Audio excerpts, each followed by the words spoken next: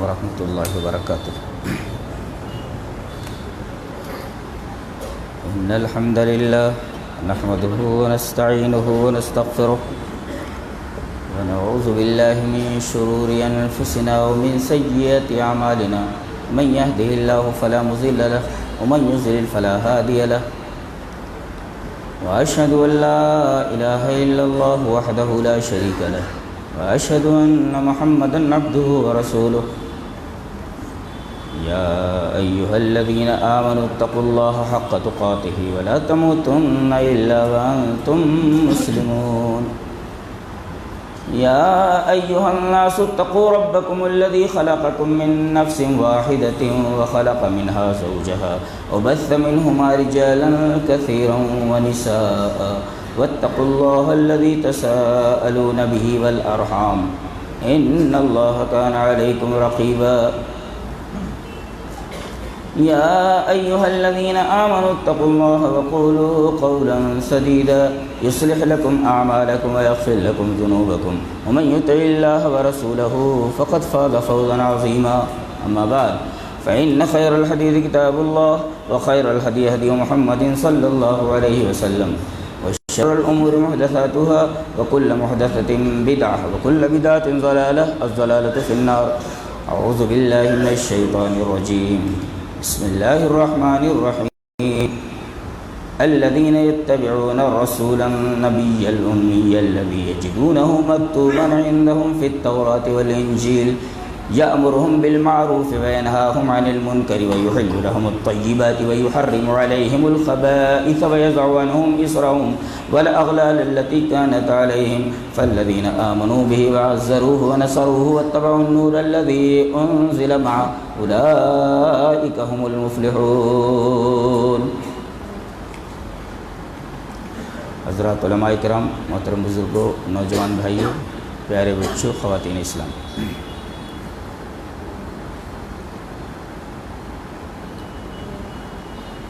موضوع جیسا کہ آپ کو معلوم ہے شادی بیاہ کا کچھ ہے.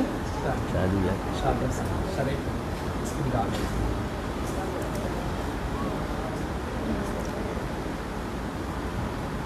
تو آئیے سب سے پہلے جان لیتے ہیں کہ شادی کیا ہے. شادی کیا ہے؟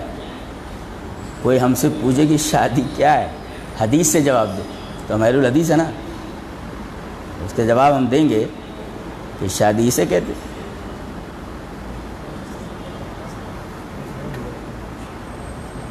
چلیے حدیث پڑھ لیتے ہیں سند کے ساتھ. حدیث کے ساتھ حدثنا سعید بن ابی مریم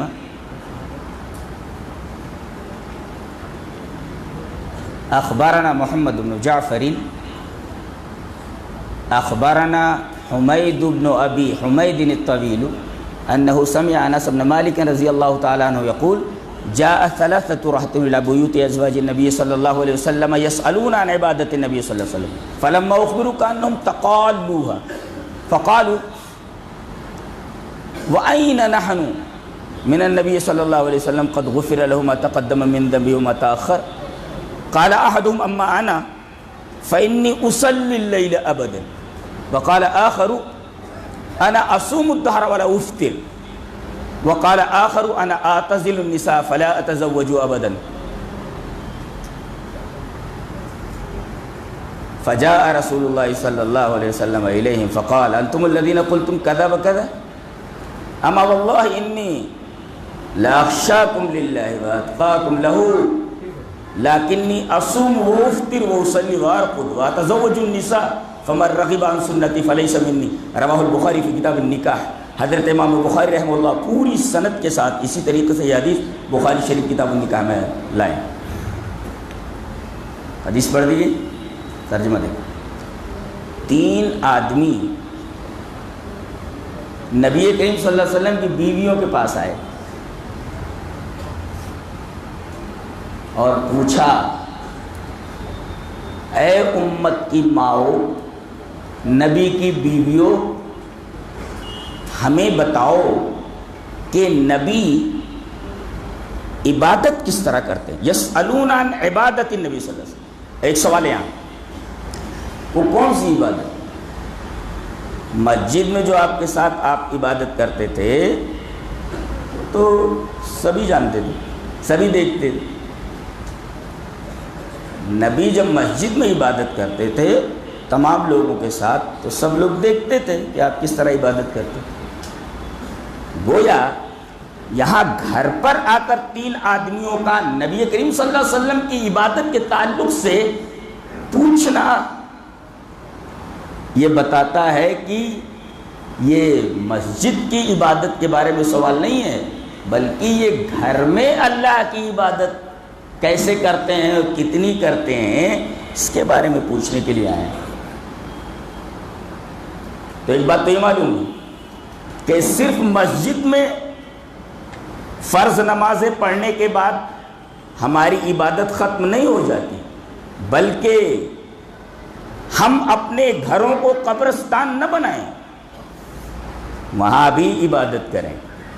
یہ وہی عبادت پوچھنے کے لیے آئے کہ نبی گھر میں عبادت کس طرح کرتے ہیں اور کتنی کرتے ہیں۔ فلما اخبروا، جب امہات المومنین نے بتایا کہ اتنی عبادت کر لیتے ہیں تو کانہم تقالوا، انہیں لگا کہ یہ تو بہت کم ہے، بہت کم معلوم ہوا انہیں، تو کہنے لگے ٹھیک ہے وہ تو نبی ہیں، وَأَيْنَ نَحْنُ مِنَ النَّبِيِّ صلی اللہ علیہ وسلم، ہم کہاں اور نبی کہاں، قَدْ غُفِرَ لَهُ مَا تَقَدَّمَ مِنْ ذَنبِهِ وَمَا تَأَخَّرَ، آپ کے تو اگلے پچھلے گناہ، اگلی پچھلی خطائیں معاف کر دی گئی ہیں، تو اگر آپ تھوڑی بھی عبادت کریں تو کوئی فرق نہیں پڑتا، ہم کو زیادہ عبادت کرنا چاہیے۔ دیکھو بدعت یہیں سے پیدا ہوتی ہے، نبی سے آگے بڑھنا، نبی سے آگے بڑھنا۔ اور ایک بات یاد رکھو، یہ جو سوال ہوا عبادت کے بارے میں، بتایا گیا کہ نبی اتنی عبادت کرتے تو ان کو کم لگا، کم معلوم۔ انہوں نے کہا کہ کہاں نبی کہاں ہم، بولتے ہیں نا لوگ، ارے وہ تو نبی ہیں، ہم کو اور زیادہ عبادت کرنی چاہیے۔ تو ایک آدمی بولنے لگا اما انا فانی اصلی اللیل ابدا، میں رات بھر نماز پڑھوں، رات بھر نماز پڑھوں۔ ایک آدمی بولا، 3 تھے نا، دوسرا آدمی بول رہا ہے میں ہمیشہ روزے رکھوں گا، بیچ میں گیپ نہیں کروں گا، مسلسل روزے۔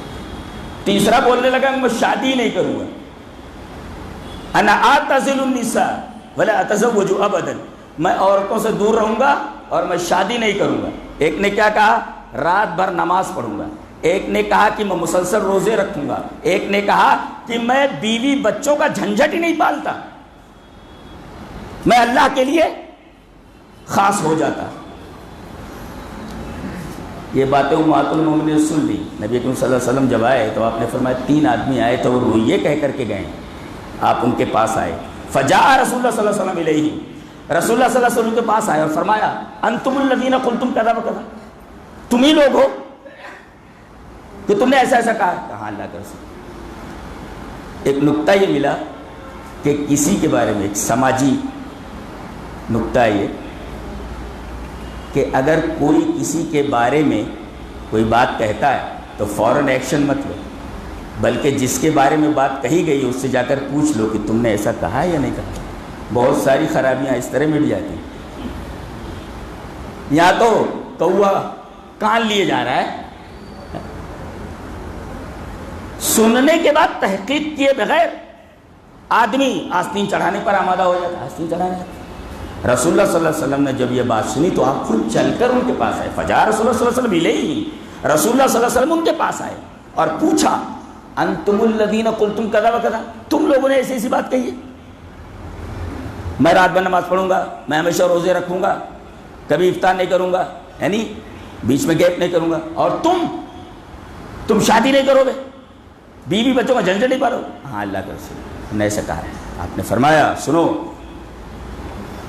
اما سنو، اللہ کی قسم واللہ انی لاخشاکم للہ، میں تم میں سب سے زیادہ اللہ سے ڈرنے والا ہوں، واتقاکم لہ، اور سب سے زیادہ متقی ہوں، سب سے زیادہ اللہ سے ڈرنے والا اور سب سے زیادہ تقوی والا ہوں میں۔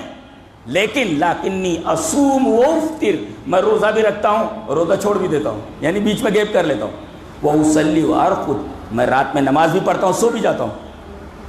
اور واتزوج النساء، میں عورتوں سے شادی کرتا ہوں. فمن رغب عن سنتی فلیس منی، جو میری سنت سے اعراض کرے وہ مجھ میں سے نہیں. میں عورتوں سے شادی کرتا ہوں تو جو میری سنت سے اعراض کرے وہ مجھ میں سے. سوال کیا تھا؟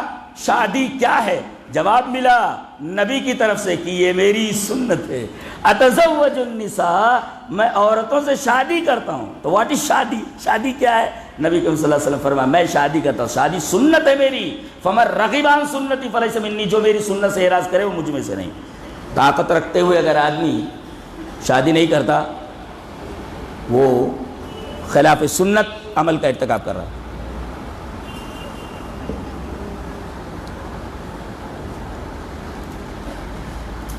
ایک بات سمجھ میں آئی کہ زیادہ روزے رکھنا، ارے بھائی رات بھر اگر آدمی نماز پڑھے کیا بری چیز ہے؟ مسلسل روزے رکھے کوئی بری بات ہے؟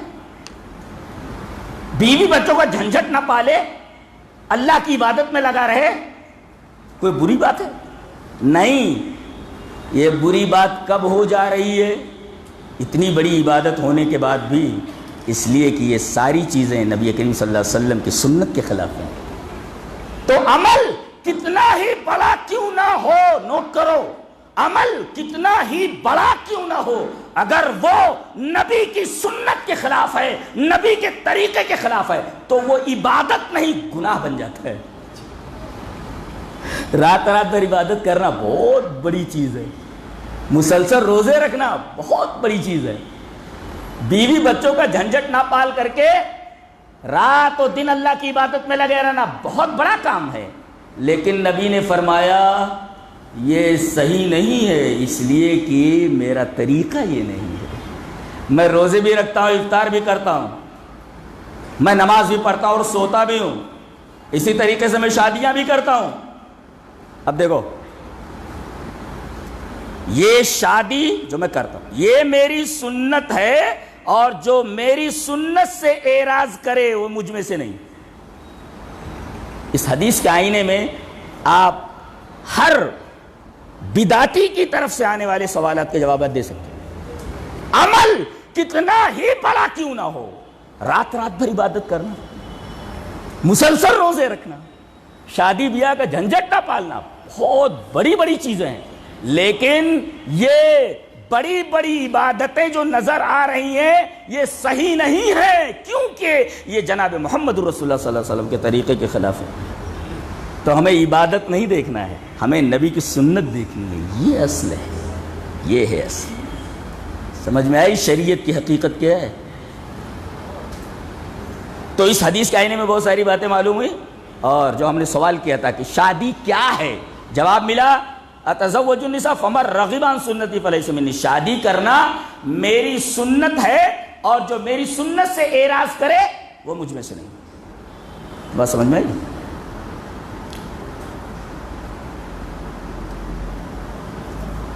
شادی کیسے کرنا چاہیے؟ غور سے سنو، میری طرف دیکھتے رہو، ادھر ادھر کائی کو دیکھ رہے ہیں؟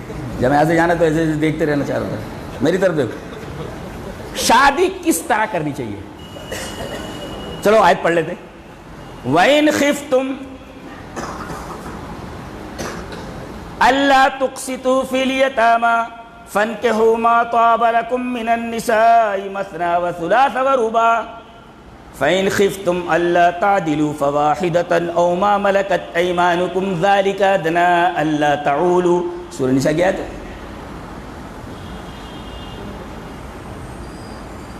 اگر تم، پہلے اس آیت کا پس منظر بتا دیتا ہوں، اس کا بیک گراؤنڈ آیت کریمہ. عربوں میں رواج یہ تھا کہ کوئی یتیم لڑکی کسی آدمی کی کفالت میں آ جاتی اور وہ پیسے والی ہوتی تو یہ آدمی کیا کرتا؟ خود اس سے شادی کر لیتا. اگر خوبصورت ہوتی تو، خوبصورت ہوتی تو شادی کر لیتا، اور اس کا جتنا مال ہے وہ اس کے قبضے میں آ جاتا، اور تیسرے حق مہر نہیں دیتا. یعنی اس یتیم لڑکی سے شادی کرنے کے بعد اس کی 5 انگلیاں گھی میں اور سر کڑھائی میں، فائدہ ہی فائدہ. یہ کرتا تھا. لڑکی اگر خوبصورت ہے اور اس کی کفالت میں یتیم ہے بیچاری، تو کیا کرتا تھا؟ ایک تو لڑکی خوبصورت ہے، شادی کر لیا اس نے، ہاں، اس کے بعد اس کا جو مال تھا اس پر قبضہ کر لیا، سانپ بن کر کے بیٹھ گیا، اور تیسرے حق مہر نہیں دیتا تھا. 3 فائدے ہو جاتے. اللہ تعالیٰ نے روکا اس سے، یہ انصاف نہیں ہے. اللہ نے فرمایا وَإِنْ خِفْتُمْ أَلَّا تُقْسِطُوا فِي الْيَتَامَى فَانكِحُوا مَا طَابَ لَكُم مِّنَ النِّسَاءِ مَثْنَىٰ وَثُلَاثَ. اگر تم ڈرتے ہو کہ تم عدل و انصاف نہیں کر سکو گے تو ایک ہی عورت پر اکتفا کرو، اور اس طریقے کی شادی جو تم کرتے ہو مال کمانے کے لیے، یہ عدل نہیں ہے، یہ ظلم ہے. تعدلو کا لفظ ہے، عدل سے بنائے. کہتے ہیں کہ اسلام نے عورتوں کے اوپر ظلم کیا. اللہ اکبر، ظلم کیا. یہاں عدل کا لفظ ہے. عورتوں کے ستانے کا کوئی بھی پہلو ایسا اگر شوہر کے انداز میں ہے تو وہ پہلو حرام ہے، جائز نہیں ہے. عورت کو ستانے کا کوئی بھی پہلو اگر آدمی کے اندر ہے تو پہلے درست نہیں. اور اگر کئی شادی کرنا چاہتے ہو کر سکتے ہو، اجازت ہے. فَانكِحُوا مَا طَابَ لَكُم مِّنَ النِّسَاءِ مَثْنَىٰ وَثُلَاثَ وَرُبَاعَ. 1 2 3 4 ایک ساتھ رکھ سکتے ہو، اجازت ہے. لیکن اگر تم یہ دیکھو کہ انصاف نہیں کر سکو گے، فَإِنْ خِفْتُمْ أَلَّا تَعْدِلُوا، اگر ڈرتے ہو کہ انصاف نہیں کر سکو، فَوَاحِدَةً، ایک ہی پر اکتفا کرنا. 4 کی اجازت ہے جی، اور وہ بھی عدل کی شرط کے ساتھ، انصاف کی شرط کے ساتھ. آج کون انصاف کرتا ہے؟ ایک ہی پلڑے میں جا کر کے گر جاتا ہے، بیٹھ جاتا ہے، جائز نہیں. اچھا، میں نے یہ پوچھا تھا شادی کس سے کی جائے، شادی کا طریقہ کیا ہے؟ فَانكِحُوا مَا طَابَ لَكُم، جو لڑکیاں اچھی لگیں، جو لڑکے اچھے، لڑکیوں سے کہا گیا جو لڑکے اچھے لگیں، اور لڑکوں سے کہا گیا جو لڑکیاں اچھی لگیں. طَابَ لَكُم، تمہیں اچھی لگیں. پتہ ہی چلا کہ عورت اور مرد دونوں کو اختیار دیا گیا ہے کہ اپنے پسند کی شادی کریں. طَابَ لَكُم، تاکہ بعد میں ناپسندیدگی کا شکوہ نہ ہو. لڑکی لڑکے کو دیکھ لے اور اسی طریقے سے لڑکی لڑکے کو دیکھ لے، دونوں ایک دوسرے کو دیکھ لیں، تاکہ بعد میں ناپسندیدگی کا شکوہ نہ ہو. دیکھو، دیکھنے کی اجازت دی گئی ایک دوسرے کو، تو اپنی پسند کی شادی کرو. اچھا، اب سوال یہ پیدا ہوا، ٹھیک ہے، پسند کا معیار کیا ہے؟ تقریر کو غور سے سنو، وہ مرتب ہوتی ہے. بیچ میں ایک چیز نہیں سمجھ میں آئی تو پوری تقریر سمجھ میں نہیں آئی. ٹھیک ہے، پسند کی شادی کر لیا ہم نے، اب پسند کی شادی ہم کرنا چاہتے ہیں. پسند کا معیار کیا ہے؟ معیار کیا ہے؟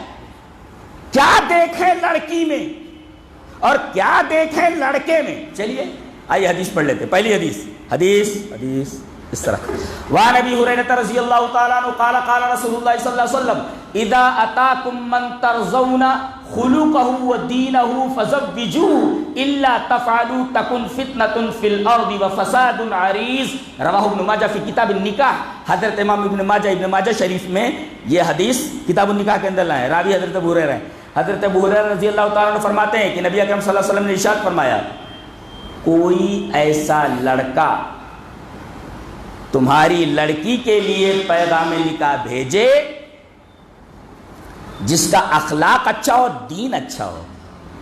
ترضون خلقہ ودینہ، اس کا اخلاق اچھا ہو اور دین اچھا ہو. گویا لڑکے میں 2 چیزیں دیکھی جائیں، کیا؟ اخلاق اور دین. اللہ، آج کیا دیکھتے ہیں؟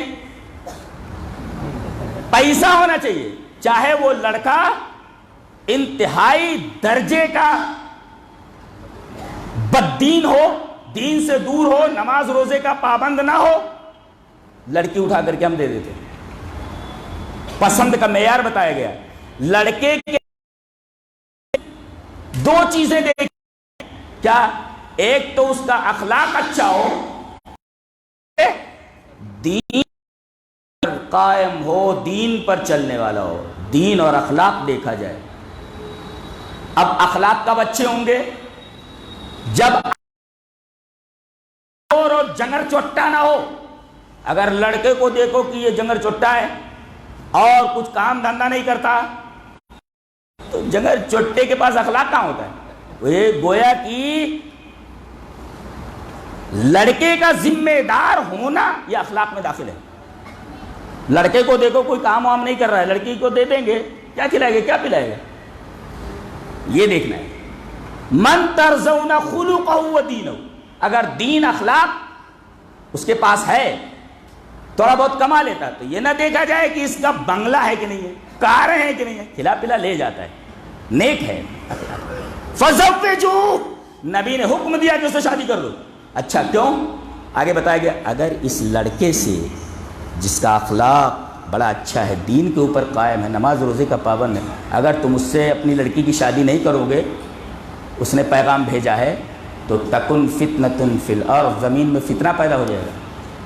کیا مطلب اس کا؟ زمین میں فتنہ پیدا ہو جائے گا. ارے بھائی میری لڑکی کو کسی لڑکے نے پیغام بھیجا اور اخلاق اچھا ہے، دین پر قائم ہے، میں نہ بول دوں تو لڑکی نہیں دیتا، تو فتنہ کیسے زمین میں پیدا ہوگا؟ جی فتنہ اس طرح پیدا ہوگا کہ آپ کا انکار در حقیقت اس کا انکار نہیں ہے، بلکہ دین کی توہین آپ نے کی ہے، اخلاق کی توہین کی ہے، دین کی توہین کی ہے. اب لڑکا یہ کہے گا ارے میں دیندار ہوں، اخلاق والا ہوں، تو مجھے لڑکی نہیں دی جا رہی ہے، تو بھاڑ میں جائے اخلاق، بھاڑ میں جائے دین. اب میں سب سے برا آدمی بن کر کے بتا دوں، تکن فتنۃ فی الارض، زمین میں فتنہ ہونے والا، وہ فساد عریض، اور بہت بڑا فساد برپا ہو جائے گا. گویا اس آدمی کا انکار آپ نے نہیں کیا، بلکہ آپ نے دین کی توہین کی ہے، دین کی توہین کی ہے. اور دین کی توہین ہونا زمین میں اس سے بڑا فتنہ اور کیا ہو سکتا ہے؟ یہ مطلب ہے اس کا تکن فتنۃ فی الارض کا، وہ فساد عریض، اور بہت لمبا چوڑا فساد پھیل جائے. کوئی آدمی دیندار بننا ہی نہیں چاہے. قرآن حکیم کی تفسیر کرتے وقت ایک سوال آیا تھا کہ اللہ تعالیٰ نے کسی کو چھوٹا کسی کو بڑا کیوں بنایا ہے، کسی کو زیادہ دیا کسی کو کم دیا ہے، اس کی کیا وجہ ہے؟ تو اس کے جواب میں نے یہ کہا تھا کہ اس میں بھی اللہ تبارک و تعالیٰ اپنے بندوں کو آزماتا ہے. آزمائش ہے، کسی کو لے کر آزماتا ہے اور کسی کو دے کر آزماتا ہے، یہ آزمائش ہے. اور جو تقسیم ہے دولت کی، کسی کو کم دینا اور کسی کو زیادہ دینا، یہ بھی اللہ تبارک و تعالیٰ کی حکمت اور مصلحت ہے. لہذا ہمیں آدمی کا دین دیکھنا ہے، اخلاق دیکھنا ہے، نہ کہ روپیہ پیسہ. ہاں اتنا دیکھنا ہے کہ جنگل چوٹا تو نہیں، یہ نکما تو نہیں. بہت سارے ہیں نکم میں کہیں کے لڑکے. تو اب اگر ایسے لڑکے کا پیغام ہے تو لڑکی دے دو. اچھا لڑکی کیسا دیکھنا، اس کے لیے حدیث اس طرح وعن ابی ہریرہ رضی اللہ تعالی عنہ عن النبی صلی اللہ علیہ وسلم قال تنکح المرأة لأربع لمالها ولحسبها ولجمالها ولدینها فاصفر بذات الدین تربت یداک. رواہ البخاری فی کتاب النکاح. حضرت امام بخاری رحمہ اللہ اس حدیث کو ایسے ہی کتاب النکاح کے اندر لائے، بخاری شریف میں. راوی حضرت ابو ہریرہ ہی ہیں. حضرت ابو ہریرہ فرماتے ہیں کہ لڑکی دیکھنے کے لیے جاتے ہو تم تو تین چیزیں دیکھتے ہو نا. مال، ترتیب دیکھو حدیث میں کیسے ہے، مال پہلے لایا گیا، یعنی آدمی کی فطرت ہے سب سے پہلے دیکھتا مال کدھر ہے، مال ملتا ہے، اسی وجہ سے حدیث میں پہلے مال ہے. اس کے بعد ولی جمال ہے، ولی حسب ہے، اس کا حسب نسب کیسا ہے. اب یہ دیکھو خان ہے کہ انصاری ہے کہ مومن ہے، ایسا ساری چیزیں آگے. چودھری ہے، یہ سب دیکھتے ارے میں چودھری والا تو وہ کہاں دیتا ہے دوسرے کی؟ حسب دیکھتا ہے. ہم چودھری ہے ہم، اب وہ حسب دیکھتا ہے. ولی جمالی پھر دیکھتا ہے پوٹی کیسی ہے، لڑکی کیسی ہو دیکھنا. جمالی ہے، خوبصورت ہے یا نہیں. اب یہ تین چیزیں دیکھیں گے، مال، اس کے بعد حسب، اس کے بعد جمال، خوبصورتی. نبی نے دین کو آخر میں ذکر فرمایا، ولی دین ہے. دین آدمی بعد میں دیکھتا ہے، اسی وجہ سے تو دین کا تذکرہ بعد میں حدیث میں. کیا بات ہے، نبی ایسی بات کہہ سکتا ہے. یہ ترتیب نبی ہی کی ہو سکتی ہے. پہلے آدمی مال دیکھتا ہے، پھر حسب نسب دیکھتا ہے، پھر اس کے بعد جمال دیکھتا ہے، اور آخر میں دین دیکھتا ہے. ٹھیک ہے نماز نہیں پڑھتی ہے چلے گا، روزہ ووزہ نہیں رکھتی ہے چلے گا، مال تو لا رہی ہے، خوبصورت تو ہے.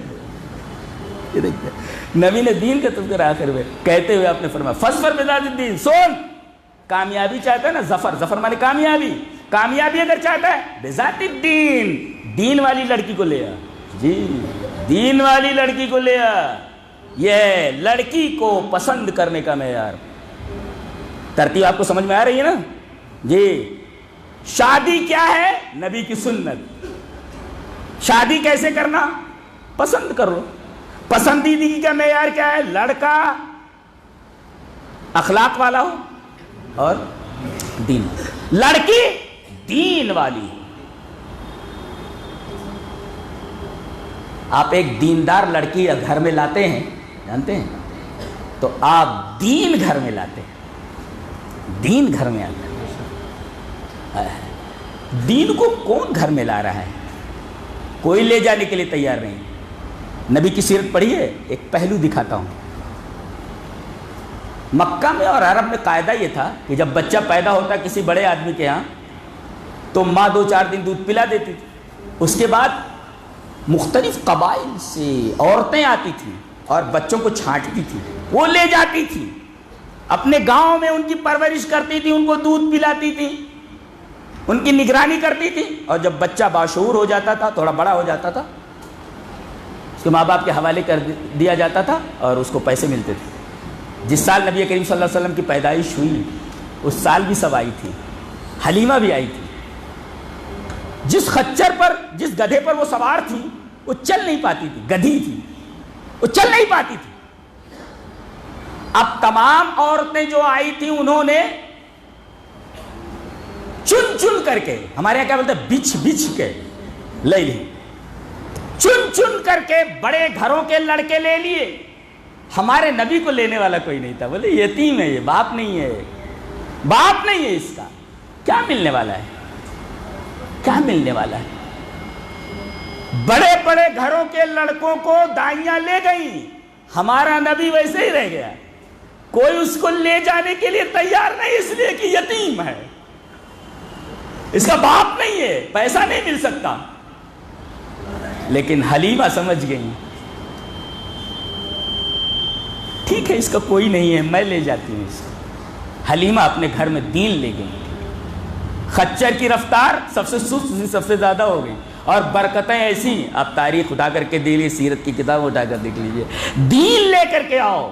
جیسے ہمارے نبی کو لے جانے والا کوئی نہیں تھا، ایسے غریب لڑکیوں کو لے جانے والا کوئی نہیں ہے، دین کو لے جانے والا کوئی. کتنے بدنصیب ہو تم لوگ، کتنے بدنصیب. دین والی لڑکیوں کو ڈھونڈو، دین گھر میں لاؤ. ایک لڑکی دیکھنے گئے تھے ہم اپنی چھوٹی بیٹی کے لیے. اب وہ وائف اندر چلی گئی دیکھنے کے لیے، گھر والوں کو معلوم نہیں تھا، ہم لوگ اچانک پہنچ گئے تھے. پتہ چلا کہ بھئی لڑکی ہے.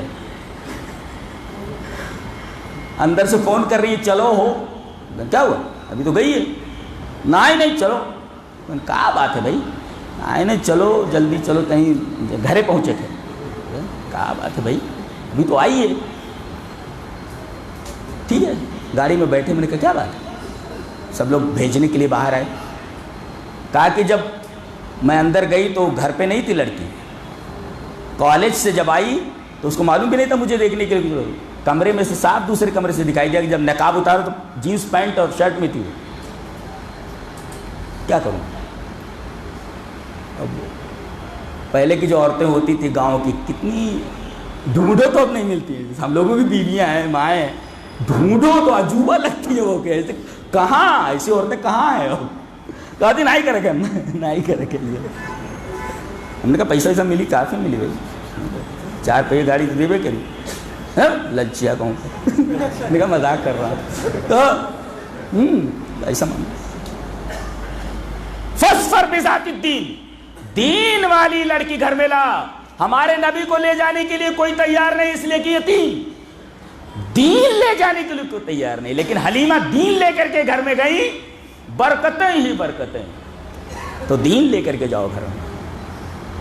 سمجھ میں آ رہی نا بات؟ سمجھو اچھی طرح سے.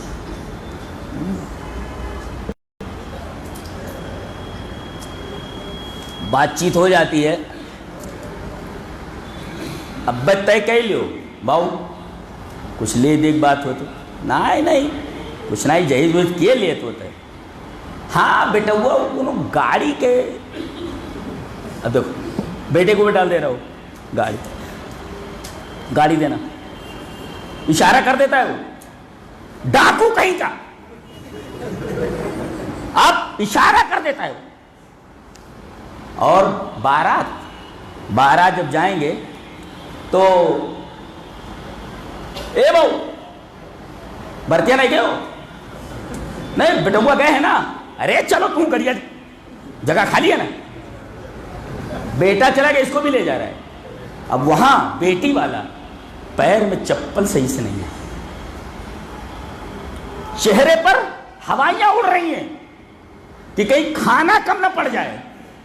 ایک آدمی گھر کا دوسرے کو بھی لے جا رہی ہے, اور جب ولیمہ کرتا ہے تو جھکرا لے کے کھڑا رہتا ہے, دیکھا تھا ارے کھایا ہے ولیمہ, ارے تو بھائی کھائے چلا گیا نا بات جھکرا لے کے کھڑا رہتا. تو اب یہ معاملہ ان کا کھلانا ہو تو دیکھتا رہتا ہے, اور جب کھانا ہو تو گھر کے تمام افراد کو, بلکہ جو نہ جا رہا اس کو بھی پکڑ کر کے لے آتا, چور کہیں کا. تو اب یہ معاملہ ہے اس طریقے کا. نبی کریم صلی اللہ علیہ وسلم کی شادی ہم دیکھتے ہیں, اللہ اکبر. حضرت عائشہ 6 سال کی ہیں, نبی کریم صلی اللہ علیہ وسلم گھر میں آئے, یہ جھولے پر جھول رہی تھی. ان کی ماں ام رومان جلدی سے ان کو بلایا اور ذرا بال صحیح کیا اور لا کر کے کمرے میں بٹھا دیا. حضرت ابوبکر رضی اللہ تعالیٰ عنہ نے نکاح پڑھ دیا اپنی بیٹی کا 6 سال کی عمر میں. رخصتی 9 سال میں ہوئی, کتنی سادگی کے ساتھ شادی ہو گئی, باپ نے نکاح پڑھا دیا. جیسا یہ ہے جن کے بارے میں 10 آیتیں قرآن حکیم میں اتری ہیں کہ مومن تلاوت کرے گا قرآن حکیم کی ان آیات کا قیامت تک. یہ وہ عورت ہے کہ اس کے باپ نے اس کا نکاح پڑھا دیا. حضرت عائشہ رضی اللہ تعالیٰ عنہ کتنی بڑی عالمہ ہے امت. اور جب 9 سال کی ہوئی تو کچھ انصار کی عورتیں آئیں, کہا کہ بیٹے کو بلاؤ. حضرت ام رومان نے اپنی بیٹی حضرت عائشہ رضی اللہ تعالیٰ عنہ کو بلایا. نکاح تو پہلے ہی ہو گیا تھا, اب رخصت کرنے آئیں, لے جانے کے لیے آئیں, عورتیں آئیں لے جانے کے لیے. نبی کریم صلی اللہ علیہ وسلم بھی آ گئے. اب حضرت عائشہ کی سہیلیاں بھی آ گئیں. تو نبی کریم صلی اللہ علیہ وسلم کو ایک گلاس دودھ پیش کیا گیا. آپ نے تھوڑا سا دودھ پی لیا اور حضرت عائشہ کو دیا. تو وہ شرما رہی تھی جھوٹا پینے کے لیے. تو عورتوں نے کہا پیو پیو, نبی کریم صلی اللہ علیہ وسلم کو جھوٹا ہے. اس کا مطلب ہے شوہر کے جھوٹا پیے چاہے مہرارو ہے نا, اور جھوٹا پینا چاہیے, محبت بڑھتی ہے اس سے. بات عورتیں نہیں پیتی, جھوٹا نہیں پیتی. تو نبی کریم صلی اللہ علیہ وسلم کا وہ جو منہ لگایا ہوا پیا ہوا دودھ تھا اسے حضرت عائشہ رضی اللہ تعالیٰ نے نوش فرمایا, اور آپ کی جو سہیلیاں وہاں بیٹھی ہوئی تھیں سب کو دیا اور سبوں نے وہ دودھ نوش فرمایا.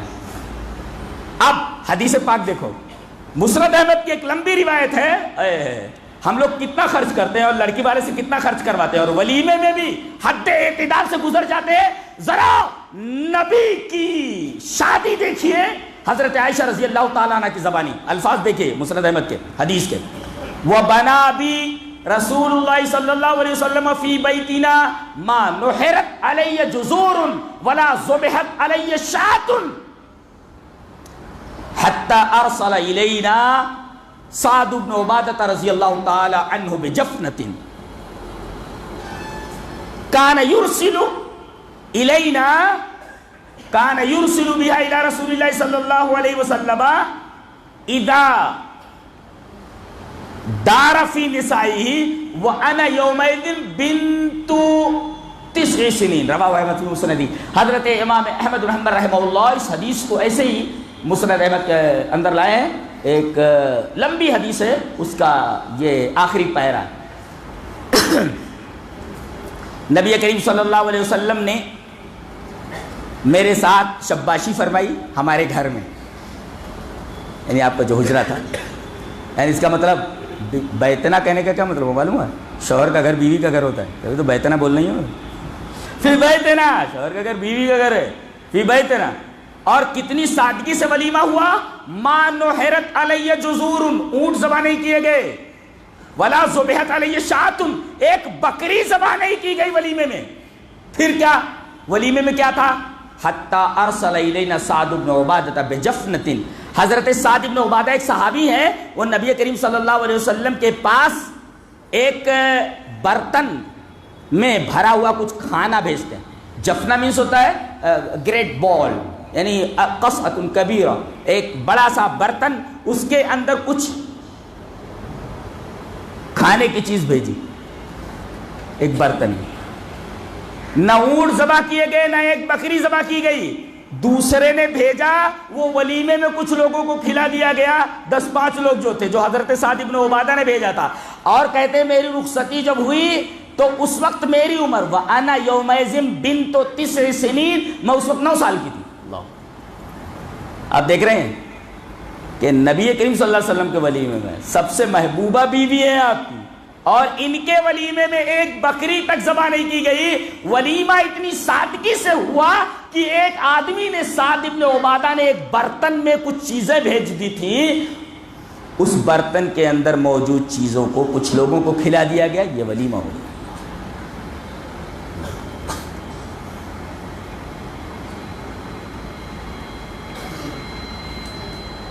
نبی کریم صلی اللہ علیہ وسلم کی بعثت کا ایک مقصد، مقاصد تو بہت تھے، ایک مقصد کیا تھا وہ اللہ نے بتایا ہے، اور خطبہ مسنونہ کے بعد جو میں نے آیت کریمہ پڑھی ہے، اس آیت کریمہ میں آپ کے بعثت کا وہ مقصد بتایا گیا۔ کیا؟ الذين يتبعون الرسول النبي الأمي الذي يجدونه مكتوبا عندهم في التوراة والإنجيل يأمرهم بالمعروف وينهاهم عن المنكر ويحل لهم الطيبات ويحرم عليهم الخبائث۔ آپ کو کس لیے بھیجا گیا؟ بھلی باتوں کا حکم دے، برائیوں سے روکیں، پہلی چیز۔ پاک چیزوں کو حلال کریں اور گندی چیزوں کو حرام کریں، خبائث۔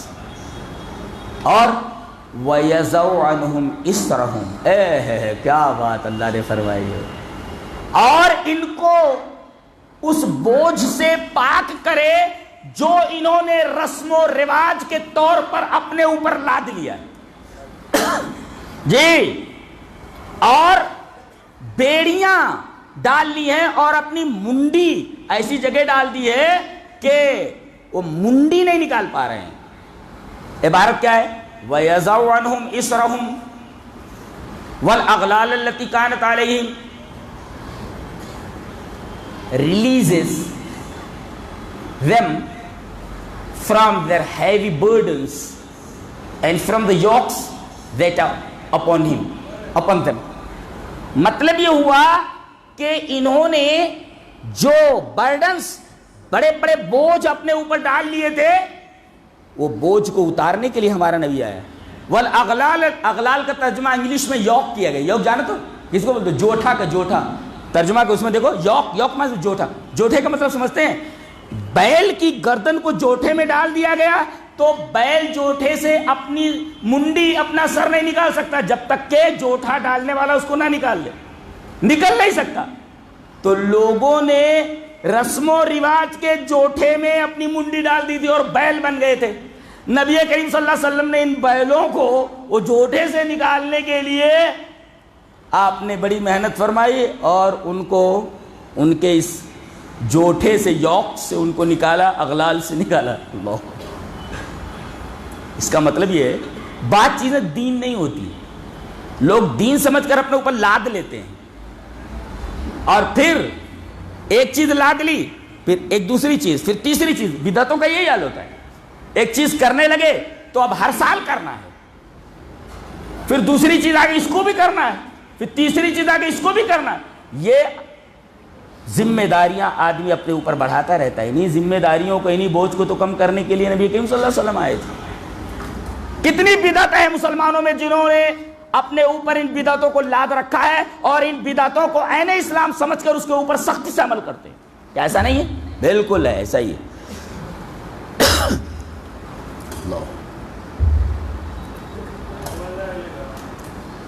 اب آگے بڑھتے ہیں. نکاح کا جو مقصد ہوتا ہے، نکاح کا مقصد کیا ہوتا ہے؟ اللہ نے فرمایا لا تقربوا الزنا، زنا کے قریب نہ جاؤ. اس کا سب سے بہترین طریقہ کیا ہے؟ وَأَنكِحُوا الْأَيَامَ مِنكُمْ، تم میں سے جو بے شادی شدہ ان کی شادی کر دو. یہ یعنی شادی کو آسان بناؤ اور زنا کا ناطقہ بند کر دو. اب شادی کو اتنا مشکل بنا دیا گیا ہے کہ شادی کرنے کے لیے کوئی تیار نہیں ہے، زنا کے راستے اس کے لیے کھلے ہوئے ہیں. اللہ نے فرمایا تھا وَلَا تَقْرَبُوا الزِّنَا، زنا کے قریب نہ جاؤ. اس کا سب سے بہترین طریقہ سورہ نور کے اندر ہے وَلَا تَقْرَبُوا الزِّنَا، یہ آیت کریمہ سورہ اسراء کی ہے. اور وَأَنكِحُوا الْأَيَامَ، جو اس کا علاج بتایا گیا کہ شادی کر دو، یہ بہترین علاج ہے، تو زنا کے قریب نہیں جائے گا. آج شادی کو اتنا مشکل بنا دیا گیا ہے کہ زنا عام ہو گیا ہے، جبکہ زنا کا ناطقہ بند کر دینا چاہیے تھا. شادیوں میں آسانی کر کے شادی کو سادے انداز سے کرنا تھا، لیکن ہم نے شادی کو بہت مشکل بنا دیا ہے. پہلے تو لڑکی ڈھونڈیں گے، مال ڈھونڈیں گے، اس کے بعد ایسا ہال بک کروائیں گے کہ اس ہال کا جو کرایہ ہوتا ہے اس میں کئی لڑکیوں کی شادی ہو جائے. 10-10 لاکھ روپے پونا کے اندر ہیں بڑے بڑے سیٹ ایسے، اور کھل کر کماتے ہیں اور کھل کر خرچ کرتے ہیں. کھل کر کماتے ہیں اور کھل کر خرچ کرتے ہیں. وہ کانٹے کے اوپر جو ہے وہ ٹرک کھڑا تھا، آفیسر آ گئے، حاجی صاحب نے نیت باندھ لی فوراً. آفیسران سمجھو بہت نیک آدمی ہے جو نماز پڑھ رہا ہے، ٹرک کھڑا ہوا ہے اور یہ نماز پڑھ رہا ہے. چلے گئے کہا کھلے ولے. ان کو معلوم نہیں کہ حاجی صاحب پریشانی میں پورب کی طرف منہ کر کے کھڑے ہو گئے تھے.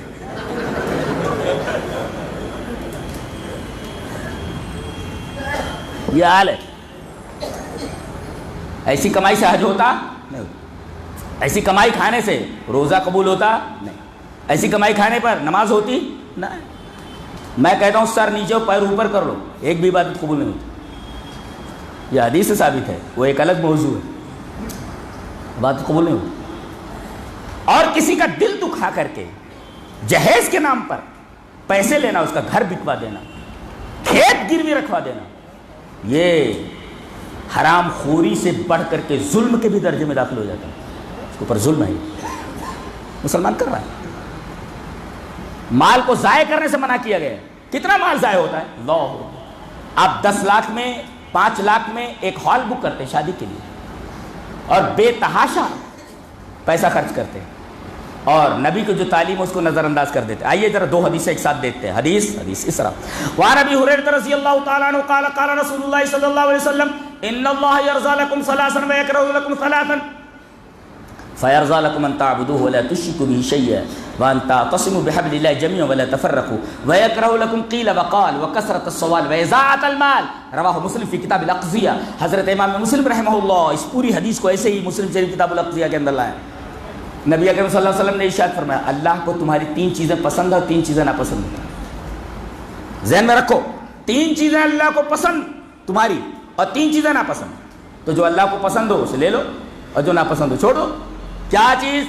اللہ کے علاوہ کسی کی عبادت نہ کرو، پہلی چیز.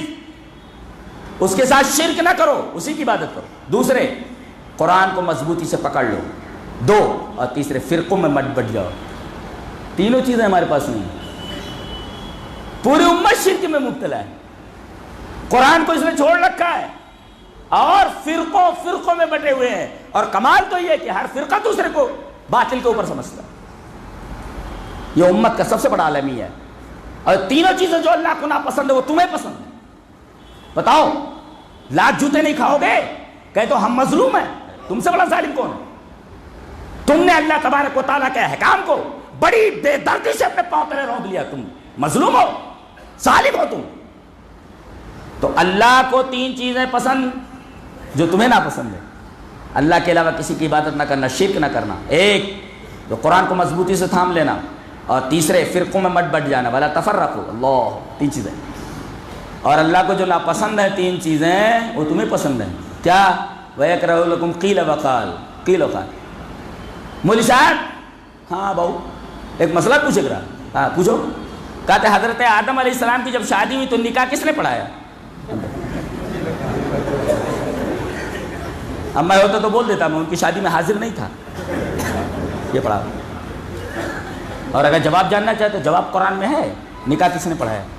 اللہ نے فرمایا ہم نے اس کی شادی کر دی, اور اللہ فرما دے کہ یہ اس کی بیوی ہے, یہی نکاح ہے. اسے کچھ پڑھانے کی ضرورت نہیں, اللہ فرما دے کہ تمہاری. اور ایسا نکاح نبی کا زینب کے ساتھ ہوا. اللہ نے فرمایا ہم نے اس کی شادی تمہارے ساتھ کر دی ہے, مہر متعین نہیں, کچھ نہیں, ڈائریکٹ نبی ان کے گھر میں چلے گئے. جی آپ کو معلوم, قرآن پڑھیے نا. ہاں اللہ کہہ دے یہ اس کی بیوی ہے, یہ نکاح ہو گیا نا. تو اللہ نے نکاح پڑھایا. کیسے؟ کہا کہ یہ اس کی بیوی ہو گیا, نکاح ہو گیا. نکاح ہو گیا. قرآن میں یہ اللہ نے نکاح کیسے پڑھایا؟ کس نے پڑھایا؟ اللہ نے پڑھایا. کیسے پڑھایا؟ کہ یہ اس کی بیوی ہے نا قرآن میں. اسکن انت وزوجک الجنہ, تو اور تیری بیوی جنت میں سکونت اختیار کر. جو اللہ نے فرمایا کہ اے آدم یہ تیری بیوی ہے, یہ نکاح ہو گیا. اللہ جس کے بارے میں بول دے اس کی بیوی ہے سو اس کی بیوی ہے, اس کو نکاح پڑھانے کی کیا ضرورت ہے؟ تو مولوی صاحب مسئلہ ہے کہا حضرت آدم کا نکاح کیا پڑھائے؟ ایک نے پوچھا شیطان کی بیوی کا نام یہ قیل و قال ہے. وَيَكْرَهُ لَكُمْ قِيلَ وَقَالَ. قیل اور قال سے منع کیا گیا ہے. وہ کثرت السوال, اور زیادہ سوال کرنے سے منع کیا گیا. آخری چیز وَإِضَاعَةَ الْمَالِ, مال کو ضائع کرنا یہ اللہ کو سخت ناپسند ہے. کتنا مال ضائع کرتا ہے, کتنی لڑکیوں کی عمر چلی جاتی ہے, شادی نہیں ہوتی صرف اسی جہیز کی وجہ سے. اور جانتے ہیں بڑے لوگ اپنے پیسوں کے گھمنڈ میں اس قدر برا ماحول کریٹ کر رہے ہیں جس کی وجہ سے غریب لڑکیوں کی اور لڑکوں کی شادیاں رک گئی ہیں. یہ فتنہ نہیں ہے؟ اب اگر کوئی مسلم لڑکی زنا میں مبتلا ہو جائے, کسی اور کے ساتھ بھاگ جائے, تو قصور کس کا ہے؟ تم لوگوں کا قصور. تم نے یہ سارے رسوم, یہ سارے رواج اور یہ ساری باتیں نبی کریم صلی اللہ علیہ وسلم کی سنت, جو شادی جس کے بارے میں آپ نے فرمایا میری سنت, اس میں لا کر کے داخل کر دیا. اگر وہ سنت ہے تو سنت میں اپنی چیز کیوں گھسا رہے ہو؟ جیسے اللہ کے رسول نے فرمایا میری سنت ہے, تو سنت کے مطابق آپ نکاح کیجیے, آپ شادی کیجیے. یہ تو پہلی کہ مال کو ضائع نہیں کرنا چاہیے, برابر ہے. مال کو ضائع کرنا اللہ کو سخت ناپسند ہے. کیوں؟ ایک نکتہ بتاتا ہوں, متوجہ میری طرف, سانس روک کر کے سنو. مال کو ضائع کرنا کیوں اللہ کو ناپسند ہے؟ کیوں بری چیز ہے مال کو پھینکنا, ضائع کرنا؟ بتاؤں؟ چلو آج پڑھ لیتے. وَإِسْتَأْذَنَ رَبُّكُمْ لَئِن شَكَرْتُمْ لَأَزِيدَنَّكُمْ وَلَئِن كَفَرْتُمْ إِنَّ عَذَابِي لَشَدِيدٌ. اگر تم شکر ادا کرو گے اللہ کا تو اللہ تمہاری نعمتوں کو بڑھائے گا, ناشکری کرو گے نعمت چھین لے گا. اب میں پوچھتا ہوں, مال اللہ کی ایک نعمت ہے کہ نہیں؟ نعمت ہے. اور جب نعمت ہے تو نعمت کا شکر یہ ہے کہ جہاں خرچ کرنے کا اللہ حکم دیتا ہے وہاں خرچ کرو. اگر وہاں خرچ نہیں کرتے تو یہ ناشکری ہے, اللہ چھین لیتا ہے. یہ مطلب ہے اس کا کہ اللہ تبارک و تعالیٰ نے آپ کو مال دیا ہے تو مال اللہ کی نعمت, اور نعمت کا شکریہ کیا؟ جہاں اللہ کہے وہاں اس کو خرچ کرو. اگر وہاں خرچ نہیں کرتے ہو, اللہ کی ناپسندیدگی کی جگہ میں خرچ کرتے ہو, تو ظاہر ہے کہ ناشکری ہے. اس وجہ سے مال کا ضائع کرنا جائز نہیں ہے, یہ کفران نعمت ہے. اللہ تبارک و تعالیٰ کی نعمتوں کی ناشکری ہے. اللہ نے دیا ہے آپ کو, آپ اس کے امین ہیں. آپ جہاں کہے وہاں خرچ کرو. آپ نے دیکھا وَإِسْتَأْذَنَ رَبُّكُمْ لَئِن شَكَرْتُمْ لَأَزِيدَنَّكُمْ وَلَئِن كَفَرْتُمْ إِنَّ عَذَابِي لَشَدِيدٌ. اللہ کی نعمتوں کا شکر یہ ہے کہ اللہ جہاں خرچ کرنے کے لیے کہے وہاں خرچ کرے۔ مال میں اسراف اور تبذیر سے منع کیا ہے۔ ایک ہے اسراف، ایک ہے تبذیر۔ ایک جگہ اسراف کے بارے میں کہا گیا یا بنی آدم خذوا زینتکم عند کل مسجد وکلوا واشربوا ولا تسرفوا انہ لا یحب المسرفین۔ جب مسجد میں آؤ تو اچھے لباس پہن کر کے آؤ۔ اس کا پس منظر یہ ہے کہ خانہ کعبہ کا طواف ننگے ہو کر کے کرتے تھے لوگ، تو اس بیک گراؤنڈ میں، اس پس منظر میں کہ کپڑا پہن کر کے آؤ، بھائی اللہ کا گھر ہے یہ، ننگے طواف کر رہے۔ اور یہ بھی مطلب لیا ہے بعض مفسرین نے کہ نماز پڑھنے کے لیے آؤ تو اچھے کپڑے پہن لیا کرو۔ شادی میں جاتا ہے، کہیں بال بچوں کے ساتھ گھومنے کے لیے جاتا ہے تو گھر کا سب سے بہترین کپڑا پہن کر کے جاتا ہے۔ مسجد میں آتا ہے لنگی اور بنڈی میں آ جاتا ہے۔ کیا حال ہے؟ میں یہ نہیں کہتا کہ لنگی اور بنڈی میں نماز نہیں ہوتی، لیکن ایک طریقہ ہے مسجد میں آنے کا۔ اللہ یا بنی آدم خذوا زینتکم عند کل مسجد، ایک ترجمہ یہ کیا گیا مسجد میں جب آؤ تو زینت اختیار کرے۔ وکلوا واشربوا، کھاؤ پیو، کھانے پینے کی منائی نہیں، اچھے سے اچھا کھاؤ۔ ولا تسرفوا، اسراف کے حد میں مت داخل ہو جاؤ۔ انہ لا یحب المسرفین، اللہ اسراف کرنے والوں کو پسند نہیں کرتا۔ اسراف کرنے والوں کو بالکل پسند نہیں کرتا۔ اسراف کس کو ایک جگہ کہا گیا ان المبذرین کانوا اخوان الشیاطین، فضول خرچ شیطان کے بھائی۔ تو ایک ہے اسراف، ایک ہے تبذیر، برابر ہے۔ اسراف کس کو کہتے ہیں؟ جائز کاموں میں حد اعتدال سے، حد معقول سے زیادہ خرچ کرنا۔ اگر کام 1000 میں ہو جا رہا ہے، 1 لاکھ اگر لگا دے رہا ہے، جائز کام ہے، لیکن چونکہ 10,000 میں وہ کام ہو جا رہا تھا، 90,000 کیوں آپ نے بڑھایا؟ یہ اسراف ہے، اللہ پسند نہیں کرتا۔ اور تبذیر کس کو کہتے ہیں؟ ناجائز کاموں میں پیسے کو خرچ کرنا، چاہے کم ہو یا زیادہ۔ تو تبذیر کہتے ہیں ناجائز کاموں میں کم یا زیادہ خرچ کرنا، یہی تبذیر ہے۔ اور اسراف کہتے ہیں ناجائز کاموں میں بھی خرچ کرنا، یہ اسراف ہے۔ اور جائز کاموں میں خرچ کرے مگر اعتدال سے باہر ہو جائے تو اسراف ہو جاتا ہے۔ اللہ تبارک و تعالیٰ نہ تو تبذیر پسند کرتا ہے اور نہ تو اسراف پسند کرتا ہے۔ اللہ،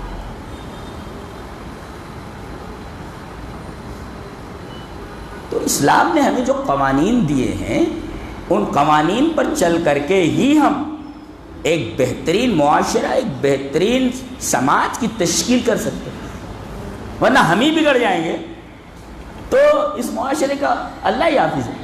آپ توحید کے علم برداروں کو یہ سب کچھ کرتے ہوئے دیکھا جا رہا ہے۔ پیسے کے زام میں رسول اللہ صلی اللہ علیہ وسلم کی کتنی سنتیں اور اللہ تبارک و تعالیٰ کے کتنے قوانین اپنے پاؤں تلے روک کر کے آگے بڑھ جاتا ہے۔ پوچھا جاتا ہے ایسا کیوں؟ ارے ایک ہی بیٹوا تو ہے تو سارے ارمان نکال لینا۔ اچھا، اس ارمان نکال لینے میں سنت کے کتنے تقاضے پامال ہوں، اس کا تمہیں کوئی خیال نہیں۔ یہ حال ہے ہمارا۔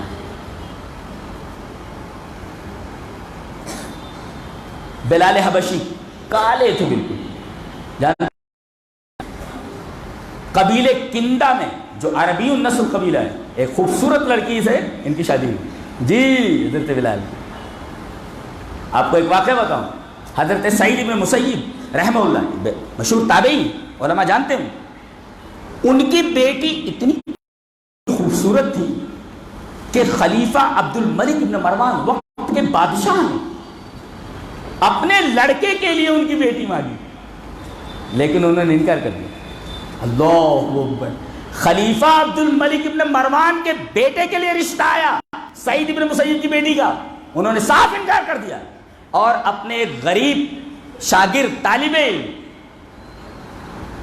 میرا خیال ہے کہ عبداللہ ابن ودا ایسا کچھ نام ہے ان کا، مسجد میں ان کی شادی کر دی، کہا کہ یہ میرا داماد ہے اور میں نکاح پڑھا دیتا ہوں۔ غریب طالب علم ان کے پاس پڑھ رہا تھا، اور جہاں کسی کوارٹر میں کرایہ ورائے سے رہ رہے تھے۔ شادی جب ہو گئی تو رات میں دروازہ کھٹکھٹایا انہوں نے، طالب علم نے دروازہ کھولا، دیکھا تو ان کے استاد سعید بن مسیب کھڑے ہیں اور بازو میں سر سے پیر تک شرم و حیا میں نہائی ہوئی ایک لڑکی کھڑی ہوئی۔ کہا کہ شادی تو ہو گئی، میں نے مناسب نہیں سمجھا کہ رات اپنی بیوی کے بغیر گزارو، یہ رہی تمہاری بیوی، میں چلتا ہوں۔ اللہ سادگی کتنے بڑے لوگ۔ خلیفہ عبد الملک بن مروان کے بیٹے کے رشتے کو انہوں نے ٹھکرا دیا، دین کو انہوں نے ترجیح دی۔ آج نام ہے ان کا سعید بن مسیب التابعی، کون نہیں جانتا؟ ہر حدیث کا طالب علم کو جانتا ہے۔ نام ایسے لوگ بناتے ہیں اور ایسے لوگوں کا نام دنیا آگے بڑھاتی ہے اور ان کا نام نو کے زبان رکھتی ہے، یہ لوگ ہیں۔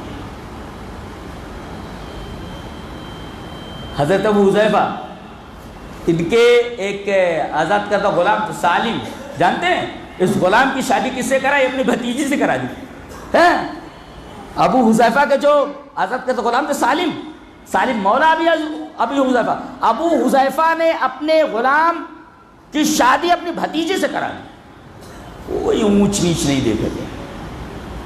اتنی خرابیاں آ گئی ہیں ہمارے اندر، ہم ہی خراب ہو جائیں گے جو کہتے ہیں کہ ہم نبی کریم صلی اللہ علیہ وسلم کے امتی ہیں، اور ہمارے اوپر نبی کریم صلی اللہ علیہ وسلم کے چلے جانے کے بعد جو دین کی دعوت کا کاز ہے وہ سپرد کیا گیا تھا، بڑھانے کے بجائے ہم اس کو سکوڑ رہے اور اپنے طرز عمل سے پوری دنیا کی نگاہوں میں خود رسوا ہو رہے ہیں اور اسلام کو رسوا کر رہے ہیں۔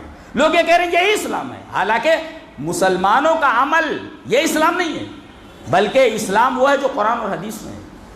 تو لوگوں کو یہ چاہیے کہ بھئی مسلمانوں کو نہ دیکھے، قرآن و حدیث کو دیکھے۔ کسی نے کہا نہیں مسلمانہ درگور مسلمانی در کتاب، مسلمان لوگ قبر میں چلے گئے، مسلمانی اب کتاب میں رہ گئی ہے۔ یہ حال ہے ہمارا۔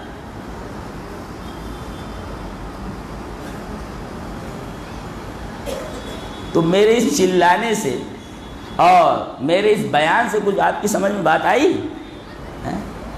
کیا سمجھ میں بات آئی؟ یہ کہ یہ سارے کے سارے جو رسوم ہیں اور رواج ہیں، یہ دینداری نہیں ہے، یہ بے دینی ہے یہ، اور اس پر شریعت مطہرہ نے سخت نکیر کی ہے۔ سدھر جاؤ، نہیں تو زمین میں فتنہ تو پھیل ہی رہا ہے، فساد پھیل ہی رہا ہے، آپ بھی اس فساد کی لپیٹ میں آ جائیں گے، بچیں گے نہیں۔ یہ مت سمجھیے ہمارے پاس پیسہ ہم بچ جائیں گے، قطعاً نہیں۔